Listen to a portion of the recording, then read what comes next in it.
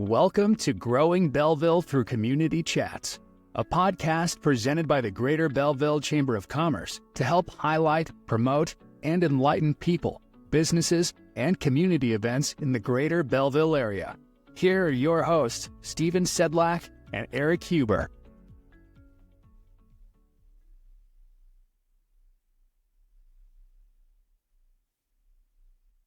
New episode of Growing Belleville Through Community Chats. My name's Eric Huber, along with my co-host and slightly under the weather with a little bit of allergies, Stephen Sedlak. Stephen, how you feeling? It's that springtime here in the Midwest. I was in Tampa last week. I was perfectly normal, and then I hop off the plane and hit me like a brick wall with everything that's going. So, I don't know. Maybe I need to re-question where I'm living at these days. But that's right. Hey, man, it's springtime. It's warm weather, and it can't be any better. Absolutely. Well, that's good. That's good. So with Stephen, got the little allergies. I'm going to take point here, which probably scares our new guest that I'm going to handle the ball here as point guard. But we got varsity head coach at Althoff, assistant principal, of course, my former coach, Greg Leib. Coach, how are you? I'm doing great, Hughes. How are you guys? Other than doing sick. Yeah, I'll get through it. I'll survive. If you work at a school, it's like they use our blood for COVID viruses, all that stuff for school teachers. So it's you got to see it all. Well, Coach, hey, I know obviously I know you, but for those listeners that may not be familiar with you, go ahead and introduce yourself and maybe a little background. Sure. I'm Greg Leib. I'm the assistant principal / basketball coach at Althoff Catholic High School. I've been here. This is year 26. So, I'm from Florida, Illinois, but I married a gal from Fairview Heights, so I'm serving a life sentence in this area. I went to out of high school. I went to go play college basketball for Coach Graham at SIUE and met my college sweetheart. And then from there, it's, I was started out at I got hurt so much in college. I got a degree in sports medicine. So I went to work for the Cardinals out of college and had a blast for it. Everybody thinks, oh, you work for the Cardinals. Well, minor league baseball is a little bit different approach than like Major League Baseball. You don't know if the bus is going to make it down the road or back. And you don't stay, you never stay in a 5-star hotel. Most of the time, it's your hotel doors are on the outside. But in the off season, I coached junior. I coached junior high basketball. And how I got in that, Bo Collins was the SIUE baseball coach. I kind of knew Bo from being at SIUE, and when I was a trainer, I'd always work baseball. And he goes, "Hey, Lieber, you want to coach? What do you got going on this winter?" Oh, nothing. I don't know nothing. You want to coach some basketball? I go, sure. Sounds like fun. Okay. Well, I'll take the freshmen. You got the 8th graders. Well, the freshman team won like 18 games. My 8th grade team, I was all state, never lost as a player. 5th grade on, all through college, never lost, never suffered anything worse than like a 80% winning percentage. And I'm not bragging. That's just what it is. And we won 2 games. I mean, I thought I knew something about basketball until, crap, we won 2 games. This is horrible. So I went back to spring training, came back next year, and, they go, hey, you want to do it again? Sure, I'll do it again. And that year, we won 0 games. I mean, it was tough, so I should have been happy about 1 and 2 the year before. But I fell in love with coaching, went back, got kind of certified to teach, and I coached at Roxana for 4 years as their varsity coach after that. Went to SIUE and coached some college ball for 2 years. And I enjoyed that. I learned a great deal, but I didn't, I liked the high school mission a little bit more where, molding young men. I think, you get a little bit, we can do a little bit more the younger they are as far as shaping them and helping them, be better men for others. So, I applied at O'Fallon, didn't get a sniff. Applied a couple other places, and I'll try Althoff. So I called Althoff. Meet Coach Schott. Little did I know, he was looking for a fellow country boy / hillbilly to come to the building with him. I figure I'll stop here a couple of years, coach, because, you know, it's the pay so big at the private school. I didn't want to jump into the next tax bracket. I'll just be here a couple years. Fell in love with it, and I'm just going to finish year 26 on May 17th.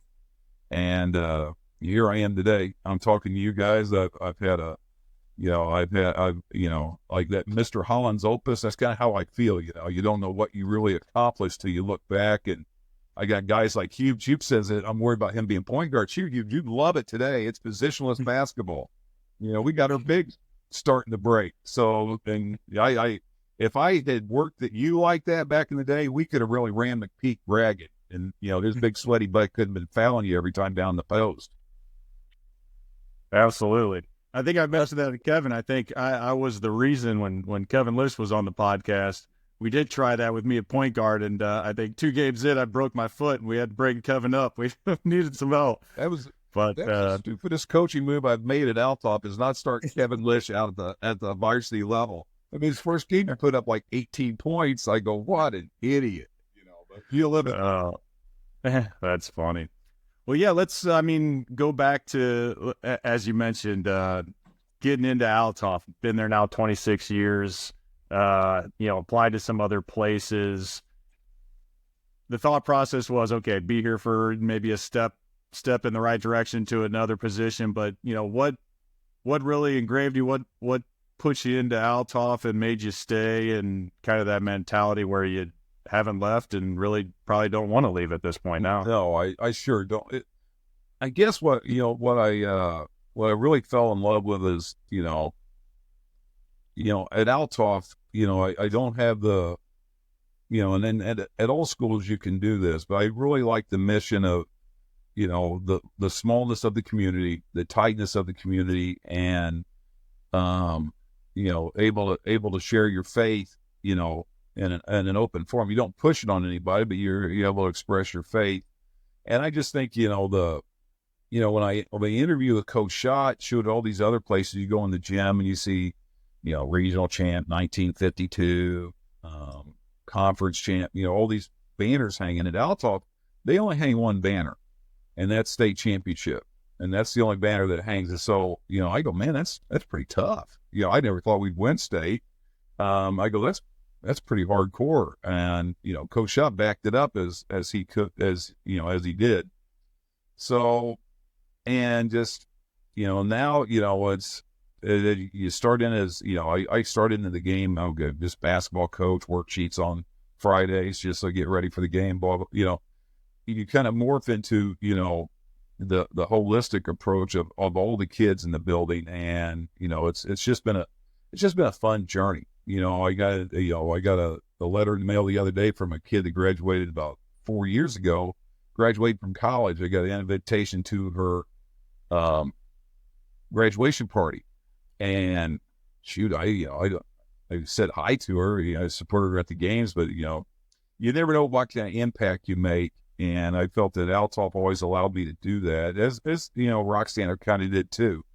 But you never know what a kid's going through, and if you're able to make a positive impact at that one moment, that one time during the day, that could really change the course and direction and maybe what life, or where they go in life. And that's all you really strive to do, is get here every day. I'll go out after I hang up with you guys, and I'm gonna go set out. I used to be at the T of the building. Now I'm at the front, so I'm first line of security.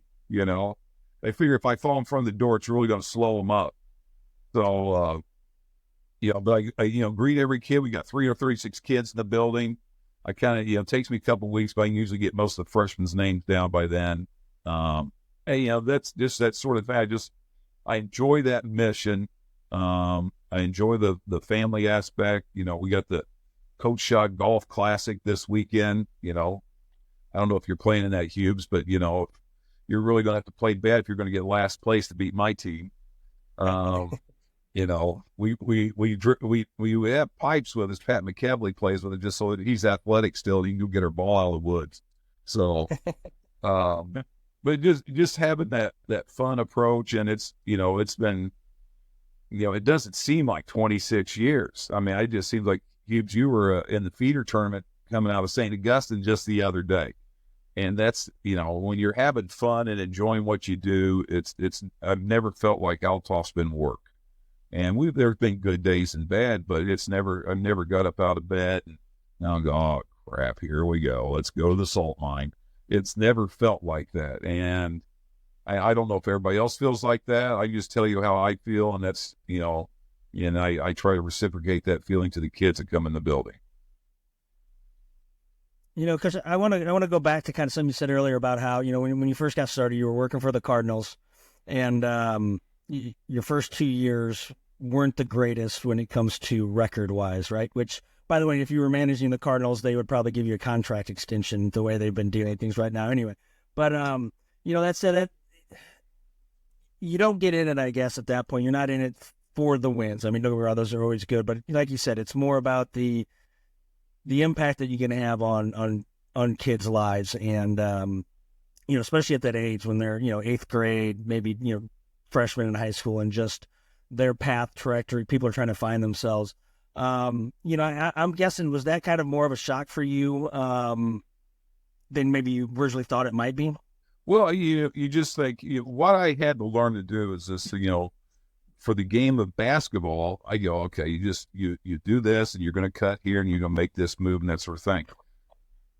What I had to eventually understand it, not every kid saw the game that way. Guys like Huber did, you get him at the ball at the high post, he could operate. He was like a poor man's Jokic back in his day. So, but not every kid saw it like that. So it took me a while to, okay, you got to do a lot of teaching here. But back to that, the kids that won 0 games, what I'm most proud of is I also coached them their senior year, and they won 18 games in high school as seniors. And majority of those guys played. So those guys really, when I took over at Roxana, I was young. I lived 2 blocks from the school. We opened the gym every day at 6 a.m. I come in with a thermos of coffee and a couple of papers and, open the gym up. We'd have kids in there all the time, and just trying to change that mindset and that culture. Cause, Roxana was not the, Collinsville or Centralia of high school basketball in the state of Illinois. In fact, the Post did a study when I first took the job. They were the 4th losingest team in the St. Louis area. So for the last 50 years, I go, oh man, I should have researched it. But who wants a guy who won 0 games coaching 8th grade basketball? So they gave me an opportunity. I'm forever thankful and grateful that they did, because it really opened up a lot of doors. I'm here today because of that, But my Cardinal days were a blast. Being a trainer, I was a few years older than some of the guys, but those poor guys don't make any money. I mean, I was like a traveling loan shark, because I made a little bit more money. So I'm loaning money to like Alan Watson, because Alan got moved up. I don't know if you guys remember him. He was a pitcher, lefty for the Cardinals. Well, he didn't have no money to travel when they got moved up. So I loaned him a couple $100. I go, I'll never see this. Lo and behold, I get a check later on from Alan Watson LLC or whatever. John Mabry. I knew John Mabry was going to be really good just because, I've always had the habit of getting early to work, and I'd be the first one at the clubhouse every day before the manager and everything, and waiting for me at the gate to let him in was John Mabry. I mean, I always appreciate that about John. So, it's an interesting journey. It's a fun journey. I just think it's just, what I did. I don't think anything special of it. So, like this year, we just met with my staff. All my assistant coaches, I'm so dang old now, are former players. I got Dave Latipo. He's a 99 grad. He's our freshman coach. Kitty Nance, our sophomore coach, is an 04 grad. And Willie Wiggums, 06 grad, he's our JV coach. So I'm really blessed with that. I love that because they understand what we want to do, how we want to do it, and they keep old coach going. Well, I think that, obviously attests to what you preach as far as, you want to win state championships, hang banners is important, but, I think your mindset of, molding the that young player into, what they want to be or show them a direction is definitely part of what you preach. And I heard it. And as you said, I could attest walking in those halls, Coach Leib, that was a standard. That was a staple right there at the tee. He was calling you out, calling your names. If he didn't know your name, he was making up a name to go along with it. Good So. nickname. You got a nickname. I can tell you got a new haircut. No, it was good. With that, obviously coach, teacher, now you kind of moved into the administration. What was there really a mindset there? Was it Althoff again just saying, hey, we want you to be, assistant principal? What was your goal with that? Well, I really never had a goal of being a administrator. I was, when I was at Roxana back in the day, they get student teachers and they get vouchers to go to school at SIUE, and the principal get a voucher. So I'd either buy them from them, or I started my master's program, and somebody told, well, if you do your master's in education, you might as well do it in administration. That's the only way you're going to make a little real money, or better money. And so I started the admin program. I finished that. I started out Althoff in 98, 99. I finished the admin program in 2000. So I was just about done. And Sister Jan got wind of it, so I got all the jobs they didn't want to do, like the award ceremony, the North Central evaluation, stuff like that, which I don't believe. I don't want to do them now still either. But, but I started in the admin role, and now today, I've been doing that since 2000. I handle most of the daily discipline subs. Oh, geez. Yeah, if anybody's listening to this, you want to sub at Althoff, contact me, Leib at althoffcatholic.org. We'll give you a Kevlar vest and a helmet. No, it's not. Sub at Althoff isn't that bad. And I protect our subs pretty good. So you got to get a list of minor league players. They'll probably come and sub at the off season. One of those guys. We used to do spelling bees on the bus. They barely got past the 3-letter words. The 4-letter words they were pretty good at, but the 3-letter words they weren't very good at. Hey, I made more money as a sub in the off season in the minor leagues than I did in the minor league. You're not wrong. $650 a month. That's what you guys got paid. I still remember. I go, I don't think they can eat on that chicken and rice. But we a lot of it. That's never being an administrator. That's just something I did. I came here, I was teaching math initially. I'm back to teaching math this year. I stepped in and helped out a little bit in geometry and algebra. And then I was, but now it's, I'll probably just go back to being an admin next year. But, I do most of the discipline, handle the subs. We got a new principal coming in next year. I don't know if he was there when your daughter first started St. Teresa, but Skip Birdsong. Skip's a journeyman from Granite City. He was a principal of Granite City, a soccer coach there, and he then went to St. Teresa Catholic Grade School, and then he went from there to being the superintendent of schools for the diocese. And now he's coming to Althoff to be our principal. So we're very fortunate to have a guy with that kind of experience, come to your school. Quite frankly, he's got public school experience. He's got experience as a superintendent. And he's got experience at the grade school level. So he has a pretty good understanding of, all the different areas that we need to hit to improve and also to attract kids. Yeah, I would think, Birdsong, he might have been there right when Tess was, maybe pre-K, K, but he was there. I guess that would be, a key factor for Althoff, right? Someone who's been in the Catholic grade school, been around it in the diocesan, because, you look around, obviously Althoff, numbers, I'm assuming, probably aren't what they used to be. Catholic schools are not, all over the place like they used to be. You mentioned St. Augustine's where I've been. That's come and gone. There's no longer, unfortunately, but, how big of a factor is that bringing a guy like Birdsong in as principal to attract when, it probably is a little tougher now to gain kids with Catholic schools kind of going away? I just think it's going to be a great advantage for us just because being that superintendent, he's got inroads with all these other Catholic grade school principals. Not that, and then let me back up a little bit. Sarah Goss has been awesome. She navigated us through, Dr. Goss navigated us through COVID, built us up, improved us academically. So she has been great. But I just think Skip's going to help, take that and build upon it. And then he's also got an athletic mindset. So it's, Althoff or, the Spartan factory or whatever. But, our kids come here and they're going to be students first. And one thing that we really, I've always been happy with is my guys that, or guys that went on to play college basketball have gotten their degrees.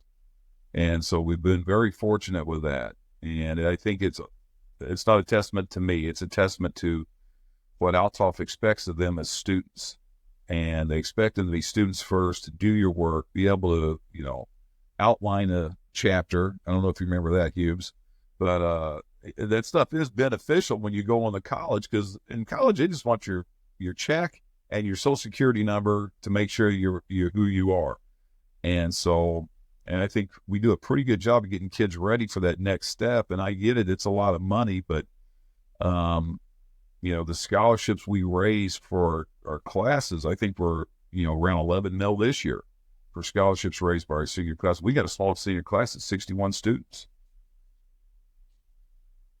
Coach, it's been, like you said, it's been 26 years now. If you would have told yourself, 26 years ago, you'd still be coaching, you'd still be doing what you're doing and teaching, in the education system to some degree, but also being on probably possibly one of the top 5 podcasts in Belleville as well too. Would you ever thought that would have been still going on? No, never. I remember the old Mickey Mantle say, if I known I was going to live this long, I would have took better care of myself. 26 years, shoot. When I coached Hughes, I was like 34, 35 years old. It's just, you can never anticipate, what the future is going to be. I just try to live in the present, try to make each day, the best I can. And that's why I think keeps it going and keeps it fresh. I mean, every day's a new challenge. And, I talk to some of my counterparts, they can tell you to the hour when they get to retire. I mean, it's like the clock's ticking. And, I really don't have a time set. I mean, my wife retired last year, and, but she's now the principal of St. John Smithton. I go, you can't be sitting around the house writing down lists of things I'm not going to do. Right. She's at St. John Smithton, and she's loving it. She went from a public school principal to this little private school, and she really enjoys it. So I don't know. I'm going to ramble around. Never thought I'd have the journey I had. I just thought, with coaching, I just enjoyed what I did. I enjoyed the relationships with the guys. How good a season we had was based upon how impactful those relationships were. And that's usually how I judged it. I never really got down to the wins and losses. I just think that's empty. When you get done at the end of the day, okay, well, it's just, we got 25 wins, but the guys hate your guts. Or, your guys are, in therapy or some stuff like that. So, we've had some good teams and we've had some, success, and, it's just because, we've got good players and they're great kids. And so, I've been blessed. I never thought I'd have this journey. Like I said, I got kids like, Hughes, Kevin Lish, Jordan Goodwin. Goody's probably going to get picked up here pretty soon. He's a free agent. He was just killing down at Memphis.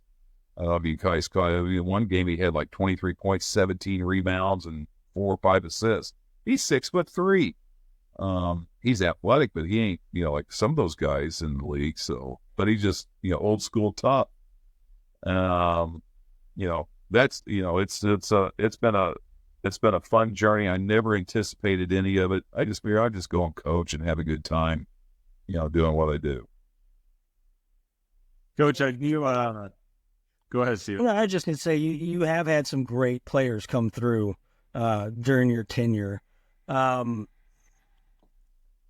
those players stick out more than the teams, or is it always the teams that stick out more than the players? It's always the teams. I mean, because most of the time, probably about unless they some guys change their cell phones, but once we got cell phones, I've got about 99% of our guys' cell phone numbers. So, it's always the teams.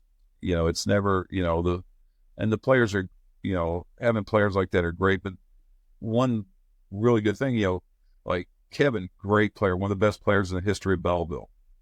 And you talk to Kevin, he's the most humble guy you ever meet. Jordan, if he's not the best player in the history of Belleville, he's one of them. And what really made Jordan special is he was such a good teammate, and he really got his teammates involved.